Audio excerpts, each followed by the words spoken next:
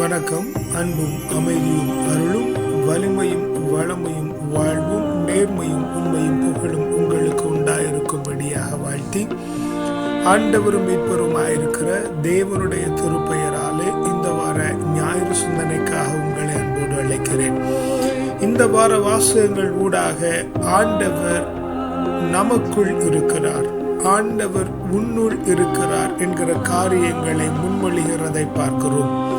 முதல் வாசகத்தின் வழியாக ஆண்டவர் முன்னுள் தான் தோன்றுகிறார் என்கிறதையும், திருப்பாடல் வழியாக முக ஒளி காட்டி ஆண்டவர் நம்மை மீட்கிறார் என்கிறதையும், இரண்டாவது வாசகத்தின் வழியாக திருவுளம் நிறைவேற்றும்படியாக அவர் நம்முள் தோன்றி அவர் நம்முடைய முக ஒளியை நமக்கு காட்டுகிறார் என்கிறதையும், நற்செய்தி வாசகத்தின் வழியாக இவையெல்லாம் செய்வதற்கான காரணம் நீ ஆண்டவருடைய தாயாய் இருக்கிறாய், உன்னில் தான் உன்னை ஆளுகிறவர் பிறக்க பண்ணுகிறார் என்கிற காரியங்களை வாசகங்கள் நமக்கு கற்றுத்தருகிறதை பார்க்கிறோம். முதல் வாசகம் இறைவாக்கினர் மீகா நூலிலிருந்து நமக்கு தரப்பட்டிருக்கிறது. இங்கே இறைவாக்கினர் இஸ்ரவேலரை பார்த்து பேசுகிற பொழுது, நீயோ எப்பிராத்தா எனப்படும் எருசலேமே. எப்பிராத்தா என்றால் பலன் தரக்கூடியவன், ஃப்ரூட்ஃபுல். பலன் தரக்கூடிய பெத்லகேமே.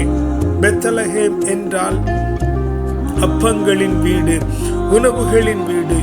அதாவது ஆண்டவருடைய நாமத்தினாலே எப்பிராத்தா பலன் தரக்கூடியவனும் சக்தி உள்ளவனும் உணவுகளின் வீடும் அப்பங்களின் வீடுமாயிருக்கிறவன் நீதான்.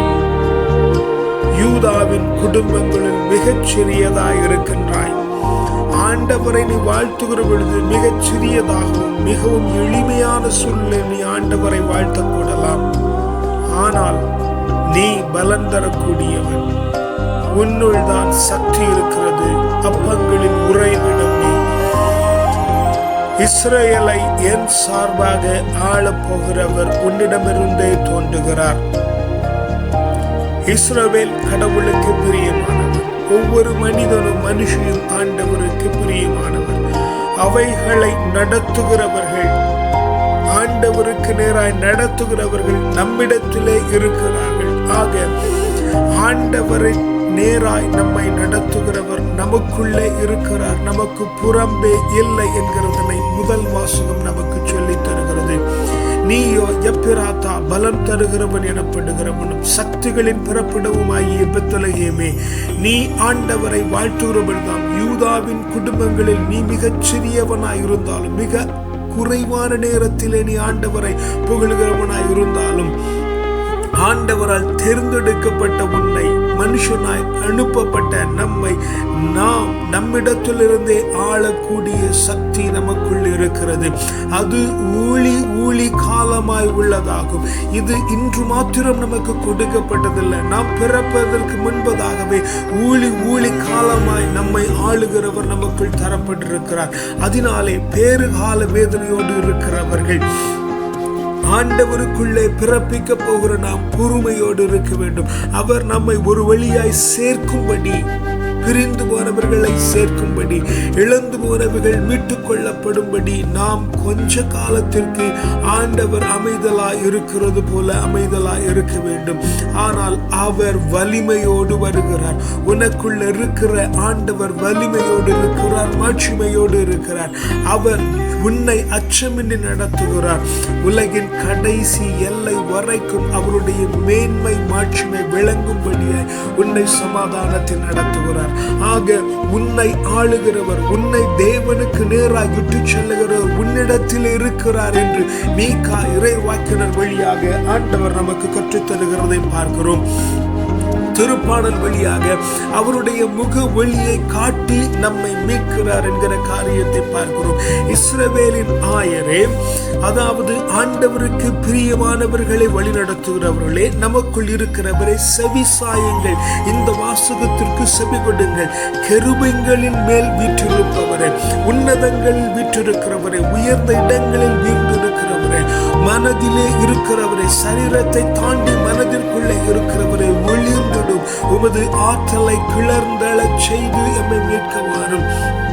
சரீரத்தை தாண்டி மனம் என்கிற நிலையில் கடந்து உயர்ந்த உன்னதமான நிலையிலே அங்கே ஒளிர்ந்து உன்னுடைய ஆற்றலை உணர்ந்து அங்கிருந்து மீட்பு உனக்கு புறப்படுவதாக. அப்பொழுது படைகளின் கடவுள் மீண்டும் வந்து விண்ணுலகு நின்று கண்ணோக்கி இந்த உலகத்தை நோக்கி பார்த்து திராட்சை கொடி மீது பரிவு காட்டும். இந்த மண்ணோடு பரவி கிடக்கிற, இந்த மண்ணை சார்ந்து மரங்களின் மேலே ஏறி கிடக்கிற திராட்சை கொடியை மீது நீர் கருணை கொள்ளும். இந்த உலகத்தை சார்ந்திருக்கிற இந்த சரீரத்தின் மீது கருணை கொள்ளும். அப்பொழுது இந்த சரீரத்திலே காணப்படுகிற ஆத்துமா ஆண்டவருக்கு பிரியதாய் மாறும். உமது வலக்கரம் இருக்கும் மனிதரை உமது கை காப்பதாக.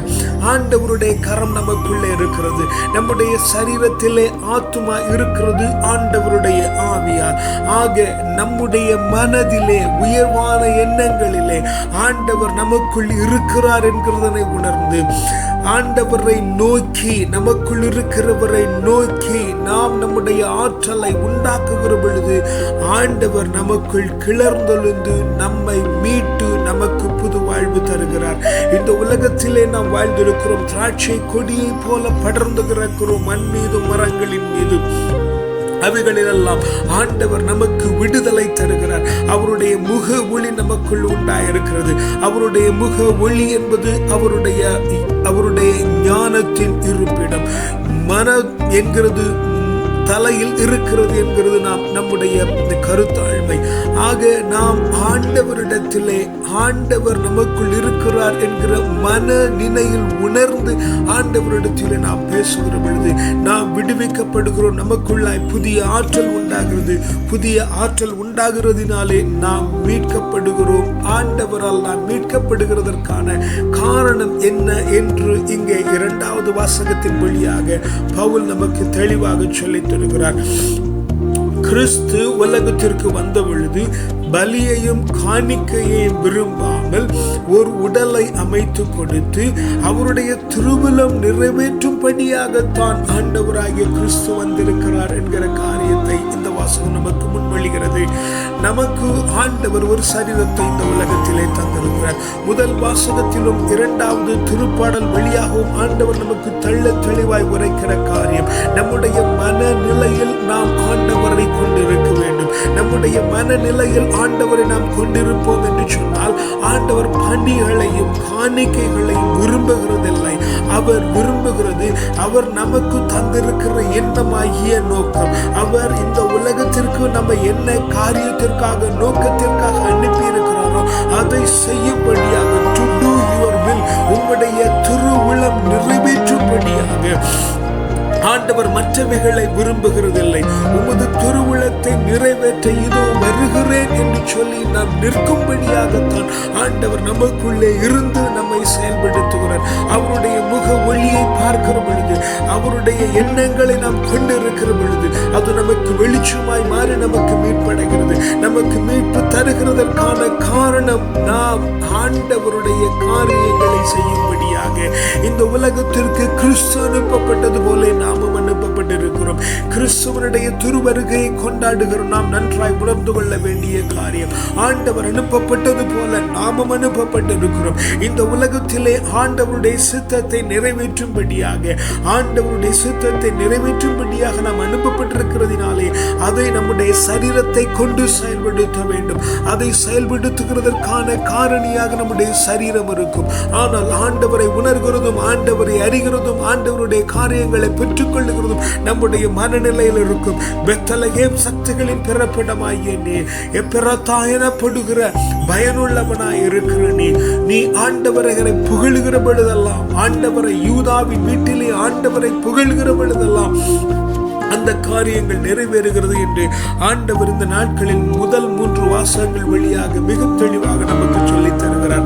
அதைத்தான் மிகவும் தீர்க்கமாகவும் தெளிவாகவும் ஆண்டவர் நமக்கு நற்செய்தியின் வாயிலாக உரைத்து தருகிறார்.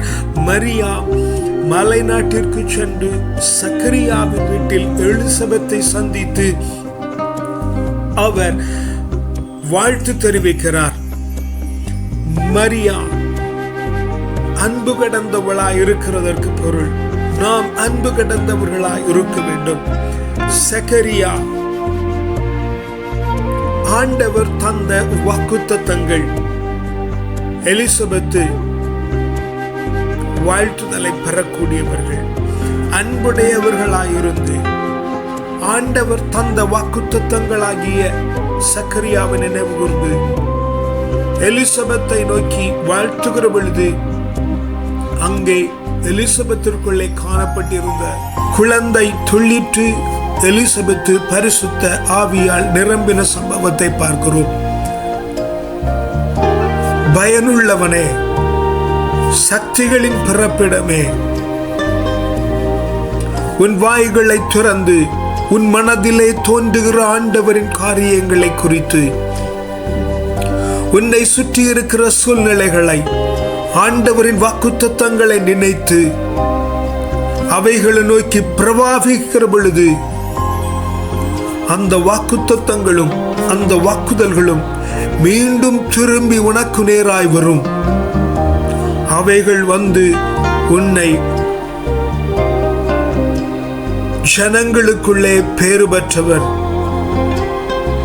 உன்னிடத்தில் வளருகிற குழந்தையும் ஆசி பெற்றதை, உனக்குள்ளா இருந்து புறப்படுகிற அத்தனையும் ஆசி பெற்றது. நீ ஆண்டவரின் தாயாய் இருக்கிறாய். வளர்த்தெடுக்கிற ஆண்டவர், ஆளுகை செய்கிற ஆண்டவர், அவர்களுடைய தாயாய் பிறப்பிடமாய் நீ இருக்கிறார் என்று ஆண்டவர் இந்த நாளின் நற்செய்தி வாசகத்தின் வழியாக நமக்கு உணர்த்துகிறார். நம்முடைய வாழ்விலே நாம் நம்முடைய வாயை கொண்டு என்ன உரைக்கிறோமோ அது நமக்கு திரும்பி வருகிறது. அது பல மடங்காக திரும்பி வருகிறது. நம்முடைய வாயின் வார்த்தைகள் ஆவி. பேரன்பு மிகுந்த ஆவியின் வார்த்தைகளினாலே நாம் பிரவாகித்து பேசுகிற பொழுது அது அங்கே சென்று பிற மனிதரிடத்திலும் பிற பொருட்களிடத்திலும் காணப்படுகிற ஆவியிலே அது பன்மடங்காய் பெருகி மீண்டும் நம்மை நோக்கி அது வந்து நமக்கு தேவனுடைய சக்தியும் பிரவாகத்தையும் நமக்கு தருகிறது. அதனாலே நாம் ஆண்டவருக்குள் ஆசி பெற்றவர்களாய் காணப்படுகிறோம். இதைத்தான் நற்செய்தி வாசகம் நமக்கு மிக தெளிவாக இந்த நாளிலே சொல்லித் தருகிறது. வாசகங்கள் மிக தெளிவாய் இருக்கிறது. முதல் வாசகத்திலே இறைவாக்கினர் நமக்கு சொல்லுகிறார், சக்தி பொருந்தியவன் நீ, ஆண்டவர் உன்னிடத்திலே காணப்படுகிறார், உனக்குள்ளே இருக்கிறார். அவர் ஊழி காலங்களாக உனக்குள்ளே இருக்கிறார்.